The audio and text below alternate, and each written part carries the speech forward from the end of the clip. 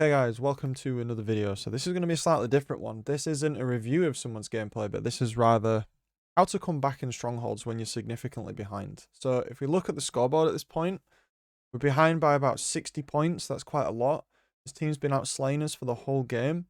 And so essentially, my team was looking for someone to basically take the lead and make the game sense callouts. So what we're going to do is going to go through and sort of explain how I knew to make the callouts that I did that led to the team winning. So hopefully this will help you to get that edge in your high diamond games, and even maybe apply this if you're in a 4-stack, because I was playing in a 4-stack for this. So let's get into it. So the enemy team's pushing in to stop us from having two bases, and in Strongholds you always want to understand that defender is always at an advantage. And so, using the information I have here, I know spawning turbine that they are mostly at B, and that makes sense because they're holding B. So I want to be looking at back mud, which was the player there, and I want to be trying to keep an eye on the nest because someone might be watching from there. One of the things that's really important when you're playing at higher ranks is you have to understand how to divide resources on the map. So what I mean by that is, if you look at where I'm stood right now, you can see that I have two teammates near me. And what this means is that my third teammate is actually alone at A, and the setup that we have right now, if you look at the bottom, means we're going to have a split A and C. They are the furthest away from each other, only connected by the middle lane on this map. So what that means is, if the enemy team spawns anywhere, because let's not forget, we're blocking C spawn, and potentially my teammate is blocking the A spawn, that means the enemy is either going to spawn at turbine or they're going to spawn at B, which means that they're going to split us up. So it's really important that I respond and help my teammate out so he's not on his own. So I cut straight across mid, and I look to the right, and Halo timing how it is, that guy comes out and gets absolutely railed. And now we know they've spawned up at B because they're hanging in that area, so we can hold this and stop them from capping. And then we're just calling out sort of where enemies are, big door, etc. And another thing there that you may not have noticed is my other teammates actually moved down to turbine to secure the flank.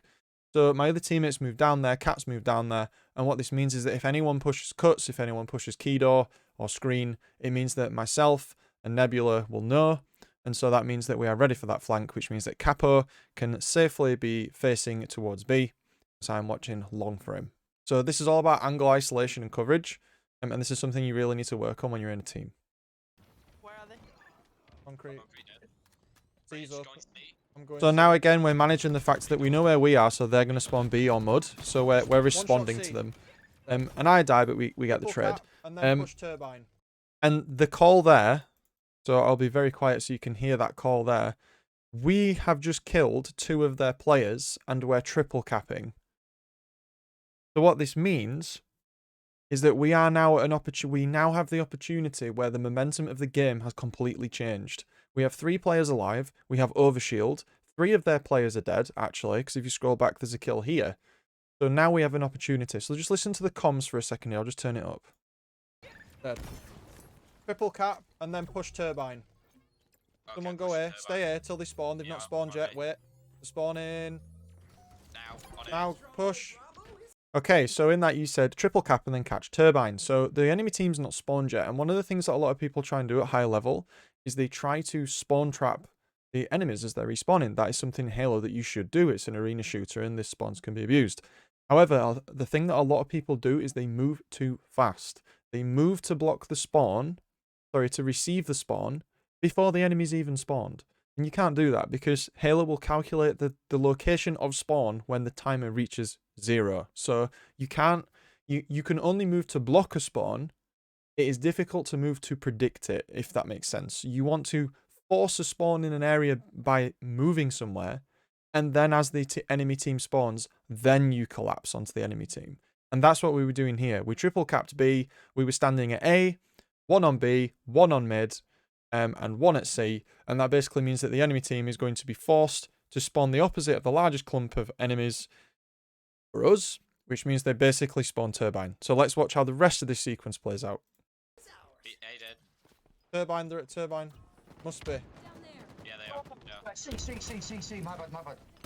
So we know because they were at turbine. Come be after. Yeah, We know because they're at turbine, they were going to push C and A. And what this also means is that we have to appreciate that triple capping, if we don't immediately get the enemy team, and I've done a lot of things on triple capping in other videos, you can only triple cap when you have momentum. And usually when you're playing solo or in a random stack in ranked, it's very hard to coordinate an efficient triple cap because you constantly have to be rotating the spawns on your enemy by forcing them to spawn somewhere that sucks, and then you have to predict that spawn and then collapse on that spawn as they try to take something. As a little side note here, if you're the person who's being collapsed on, then what you should not do is if the enemy team, for example, spawned at C, what they should not be doing is taking C as soon as they spawn. And the reason for that is because if your spawns aren't all at the same time and you're on your own, you're actually telling the enemy team where you've spawned, which means that the enemy team has time to respond. If you lay low and you wait, you're losing 10 seconds to potentially gain 50. So you need to wait when you're being triple capped before you take any objectives, because you're giving the enemy team information when you do that. Anyway, moving on. So we know that the enemy team's taken C. We have decided, because the momentum has now gone slightly back in the opponent's favour at this point, that we should withdraw from C, allow them to have it, and set up to defend A and B. One's in cuts going top mid.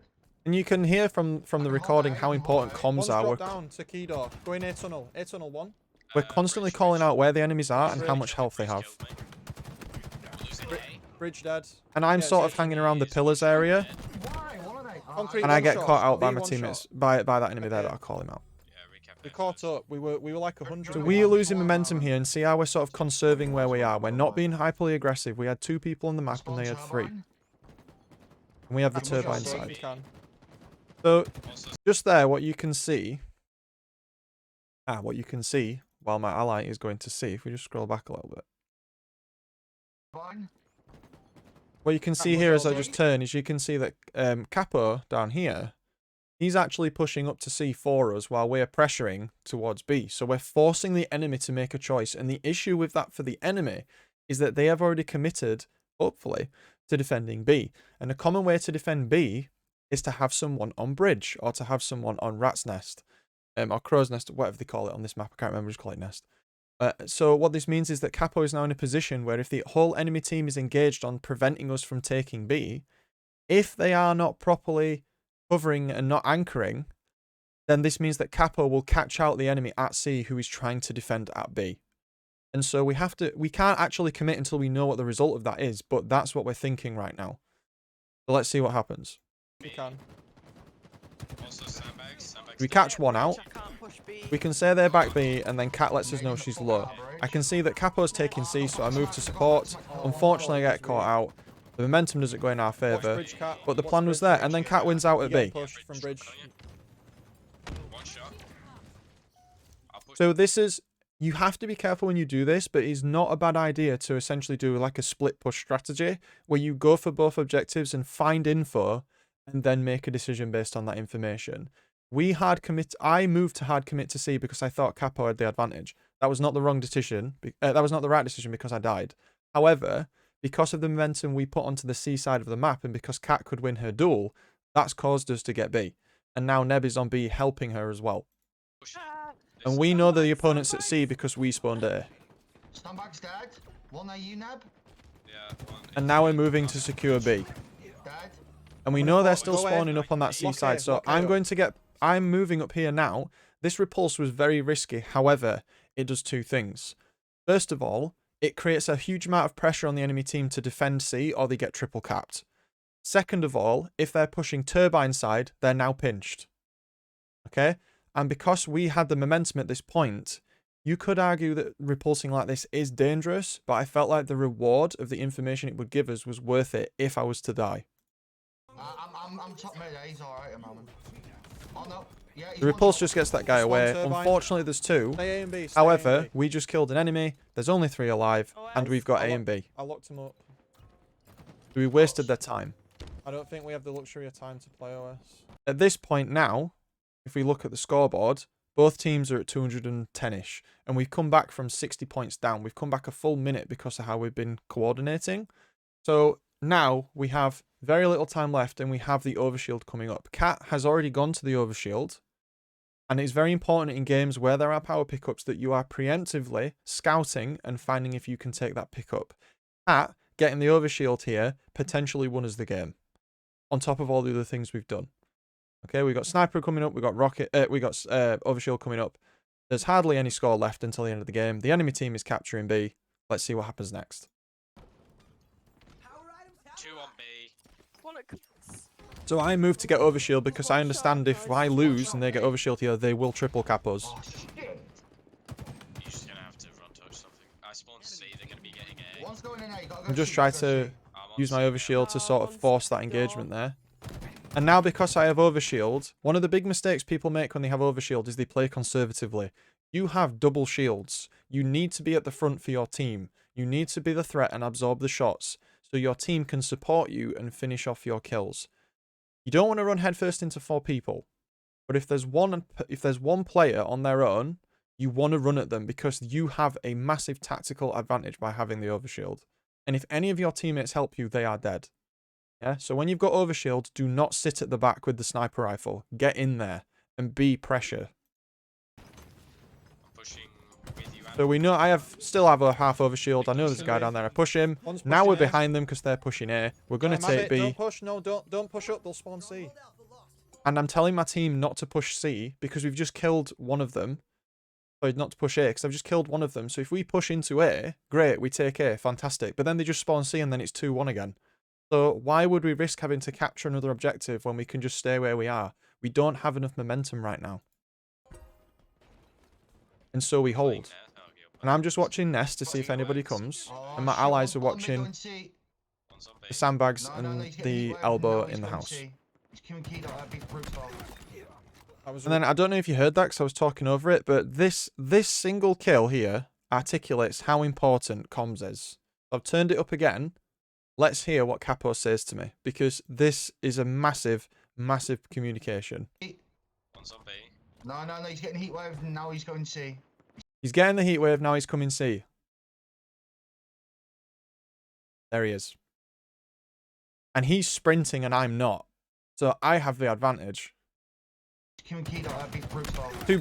Two was really BR good bursts and a call out. beatdown. Kill secured. They're a player down. I have shotgun on C. Sandbags. I'm pushing sandbags. And my teammates are calling out at sandbags now. So again, what we said earlier, this is that quick response.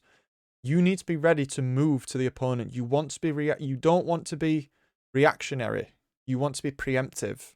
So they have called out there's someone in the sandbags area. They haven't actually started fighting them yet, but I am moving to defend. Tags, concrete now. And I actually end up behind them. And even though Neb's dead, there's a guy here, and there's potentially some players here as well.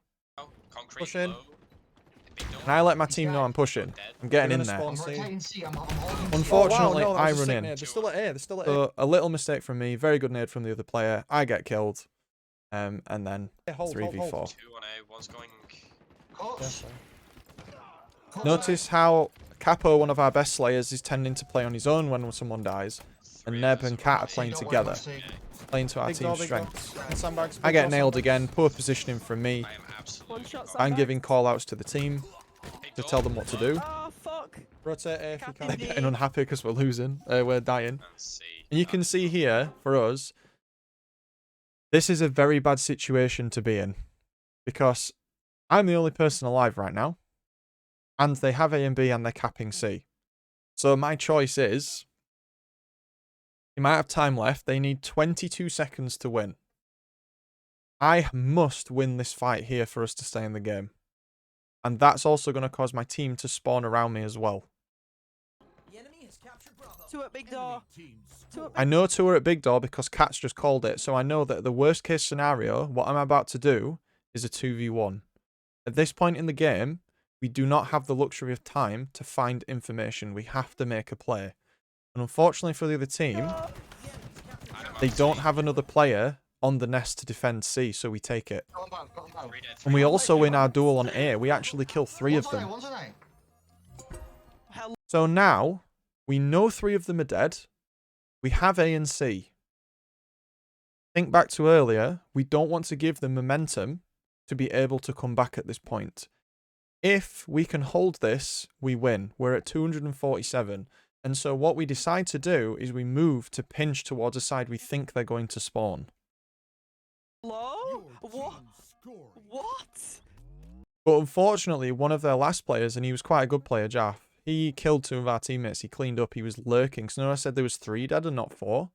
So he was lurking. So you have to be careful of lurkers that are going to clean up. And it's usually the stronger players that tend to do that because they can win the gunfights against multiple people who are weak. So I have to make a call to capture B because I know they're at A. And I also know this means they're going to spawn window, turbine, or even elbow.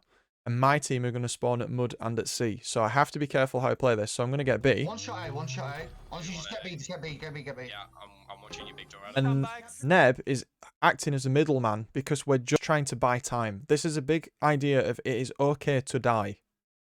We're so close to winning. If he dies, it doesn't matter. Got big I got push big door. bags. We are Big door, putting one a shot. heavy defense on 2 sandbags, 2 to sandbags. stop them from pinching Big us. door absolute. One dead on hill. GG. Yes, we were And then we get the 120 win. behind. Let's go. So you can see we're very happy about that. But this match articulates that 1, you need mental fortitude when you're behind. The game is not over until it's over. We came back from, before I started this recording, we were actually at a 120 point deficit. But I felt like the rest of the match wasn't worth putting in the video. The second thing is that information is everything. If you are playing solo or with teammates, you should use a microphone, you should call out, and you should give information such as what weapons do they have, where are they going, and how much health do they have. There were multiple points in this video where that information caused us to win. Making sure you get power-ups. The overshield was prioritized by our team. We got the overshield basically every time during this recording. Yeah, and that caused us to win. That was another contributing factor. And the final point was you have to pay attention to the kill feed to know how many enemies and allies are alive so you can predict spawns, you can anticipate an opportunity to find momentum, and then you can abuse it to get triple caps. But you must understand that when that momentum has gone, you must let the other team cap one of the bases so you can reset and then try to get that momentum again. This was something slightly different. I hope you enjoyed it. I'm trying to vary the type of coaching content we do on the channel. So this was more of like a sort of what if and how to rather than a coaching review of the gameplay. There was plenty of mistakes I made in this and we could easily make another video about those, but that's not what this was about. And some of the other content we've got coming is I've got some team review stuff coming where I actually look at 4 players at once. We've got some more of these things coming, and actually I'm looking at doing some sequence breakdowns as well, where we look very in depth at sort of 30-second, 1 minute, 1 minute of a game, and we break down exactly why things happen the way they did. So you can look at the moment to moment of a game rather than the overall theme of a game. So make sure you like the video if you liked it, so I know that people like these things. Make sure to dislike it if you didn't. Tell me in the comments why. Feel free to ask any comments in the comments section. Ask anything about the video if you want, and leave a subscribe if you are a new viewer. We're now nearly 700 strong. We've got the community Discord. It's going awesome. We've got people submitting videos every day, and I'd love to see some of you in the live stream or on the Discord where we can play some games or do some review. Thanks a lot. This has been Vanadam. See you later.